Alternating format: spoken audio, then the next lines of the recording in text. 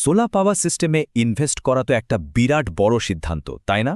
কিন্তু এই যে এত দামি একটা ইনভেস্টমেন্ট, একে একটা সাধারণ কিন্তু ভয়ঙ্কর বিপদ থেকে বাঁচানোর উপায়টা কি? আচ্ছা, চলুন আজ সেটাই একটু জেনে নেওয়া যাক। একটু ভাবুন তো, বাইরে ঝড়ের তাণ্ডব চলছে আর মাথায় চিন্তা ঘুরছে, আমার সোলার সিস্টেমটা ঠিক আছে তো, বিশেষ করে ইনভার্টারটা। আচ্ছা, বজ্রপাতে কি সত্যি সত্যি সোলার ইনভার্টার নষ্ট হয়ে যেতে পারে? এই প্রশ্নটা কিন্তু অনেকেরই। চলুন আজ এই ব্যাপারটাই খোলাসা করা যাক। তো সবার আগে আমাদের বুঝতে হবে যে এই ঝুঁকিটা ঠিক কতটা মারাত্মক আর কোন জিনিসটা সবচেয়ে বেশি বিপদে আছে, আর সেটা হলো সোলার ইনভার্টার। ইনভার্টারকে কিন্তু পুরো সোলার সিস্টেমের ব্রেন বা মস্তিষ্ক বলা হয়। কেন? কারণ সোলার প্যানেল থেকে যে ডিসি কারেন্টটা আসে সেটাকে এসি কারেন্টে বদলে দেওয়ার কাজটাই তো করে ইনভার্টার। আর ওই এসি কারেন্ট দিয়েই আমাদের বাড়ির টিভি, ফ্রিজ, ফ্যান সব চলে।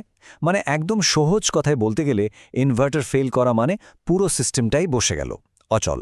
আর যদি কপাল খারাপ থাকে আর এটা একবার নষ্ট হয়ে যায়, তাহলে তো আর দেখতে হবে না, এটা বদলাতে গিয়ে খরচ কিন্তু লাখ টাকাও ছাড়িয়ে যেতে পারে। হ্যাঁ, ঠিকই শুনছেন, এই আর্থিক ঝুঁকিটা কিন্তু একদম হেলাফেলার নয়, বেশ সিরিয়াস একটা ব্যাপার। আচ্ছা, এখন প্রশ্ন হলো, একটা ইনভার্টার ঠিক কিভাবে ড্যামেজ হয়? মানে কাছাকাছি কোথাও বাজ পড়লেই কিভাবে এত বড় একটা ক্ষতি হয়ে যেতে পারে? চলুন ব্যাপারটা একটু ভেতর থেকে দেখি। আসল ভিলেনের নাম হলো পাওয়ার সার্জ। এটা কিন্তু চোখে দেখা যায় না। একদম সহজ করে বললে এটা হলো বিদ্যুতের একটা প্রচণ্ড বড় ঢেউয়ের মতো, যেটা কিনা দামি যন্ত্রপাতির ভেতরের সার্কিটকে এক মুহূর্তের মধ্যে পুড়িয়ে ছাই করে দিতে পারে। তাহলে পুরো ঘটনাটা ঘটে কিভাবে? দেখুন, স্টেপ বাই স্টেপ বলি। প্রথমে বাড়ির কাছাকাছি কোথাও বাজ পড়ল, তারপর একটা অসামান্য শক্তিশালী ইলেকট্রিক্যাল ওয়েভ বা তরঙ্গ সোজা পাওয়ার লাইনের মধ্যে দিয়ে ছুটে আসতে শুরু করল। আর ফাইনালি এই অসামান্য হাই ভোল্টেজের ধাক্কাটা যখন ইনভার্টারে লাগে, তখন এর ভেতরে সেন্সিটিভ সার্কিটগুলো পুড়ে যায়। ব্যাস, খেলা শেষ। তবে ভয় পাওয়ার কিছু নেই।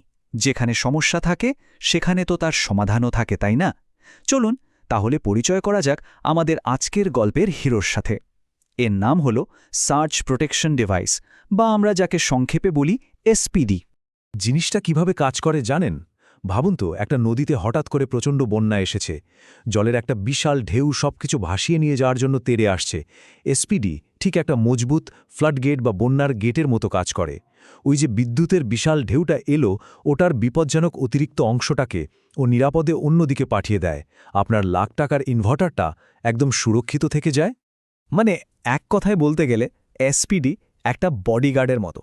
ও সবসময় বিপদটাকে ডিটেক্ট করে আর সঙ্গে সঙ্গে অ্যাকশন নেয়। ইনভার্টারের জন্য একটা ঢাল হিসেবে কাজ করে, আর সব মিলিয়ে পুরো সোলার ইনভেস্টমেন্টটাকেই কিন্তু ও বাঁচিয়ে দেয়। তো এখন আসা যাক সেই $1,000,000 প্রশ্নে, মানে টাকা পয়সার হিসেবে এই এসপিডি লাগানোর পেছনে আর্থিক যুক্তিটা আসলে কি? চলুন খরচ আর সুরক্ষার একটা সরাসরি তুলনা করেই দেখি না ব্যাপারটা। এই তুলনাটা দেখুন, একদম জলের মতো সোজা। একদিকে আছে এসপিডি ছাড়া সিস্টেম, যেখানে খরচ শূন্য, কিন্তু যে কোনো মুহূর্তে লাখ টাকারও বেশি লোকসানের একটা বিরাট ঝুঁকি ঘাড়ে চেপে আছে। আর অন্যদিকে এসপিডি সহ সিস্টেম, যেখানে খরচ মাত্র কয়েক হাজার টাকা, কিন্তু রেজাল্ট কমপ্লিট প্রোটেকশন, সম্পূর্ণ সুরক্ষা।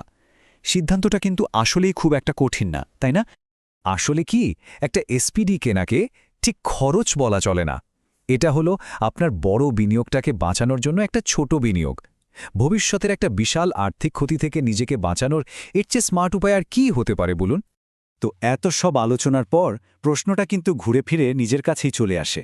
আপনার নিজের বিনিয়োগ কি সুরক্ষিত? একবার নিজের পরিস্থিতিটা নিয়ে ভাবার সময় হয়েছে। দেখুন, পুরো আলোচনার মূল কথাটা কিন্তু একটাই। একটা খুব সামান্য খরচের বিনিময়ে যদি একটা বিশাল বিনিয়োগকে পুরোপুরি সেফ রাখা যায়, তাহলে সেটাই তো সবচেয়ে বুদ্ধিমানের কাজ, তাই না? তাহলে শেষ প্রশ্নটা আপনার জন্যই রেখে যাচ্ছি। আপনার যে লক্ষাধিক টাকার সোলার সিস্টেমটা রয়েছে, সেটা কি বজ্রপাতের মতো এরকম একটা বিপদ থেকে সুরক্ষিত? এই ব্যাপারটা নিয়ে শুধু ভাবলেই হবে না, সঠিক পদক্ষেপটা নেওয়ার সময় কিন্তু এখনই।